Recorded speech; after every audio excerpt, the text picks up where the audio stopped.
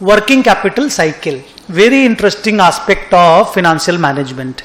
Working capital cycle को समझने के लिए यह समझना होगा कि आपका holding period individual items of working capital का कितना है।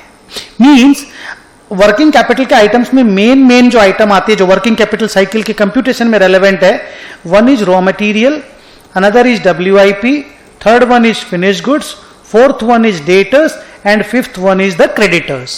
तो इन पांचों का होल्डिंग पीरियड मींस आप रॉ मटेरियल खरीदने के बाद मशीन में डालने में कितना वक्त लेते हैं, on an average raw material का होल्डिंग पीरियड क्या है, प्रोसेसिंग टाइम आपका कितना है, फिनिश गुड्स बनने के बाद बिकने में कितना वक्त लगता है, ये सब से एग्जांपल है। डेटर्स को माल बेचने के बाद कलेक्शन करने में आपको कितना वक्त लगता है, और क्रेडिटर्स आपको कितने महीने का उधार देता है। मान लो ये सब मंथ में आप लोगों ने कैलकुलेट कर लिया। अब इनको अगर ऐड करके लेस कर देंगे ना, ऐड करके less means raw material holding period, WIP holding period, finish goods holding period, debtors holding period को ऐड कर देंगे, they are all belonging to assets. और क्रेडिटर्स जो लायबिलिटी है उसका होल्डिंग पीरियड को अगर माइनस कर देंगे तो 4 2 6 3 9 और 6 15 माइनस 3 12 महीना आया।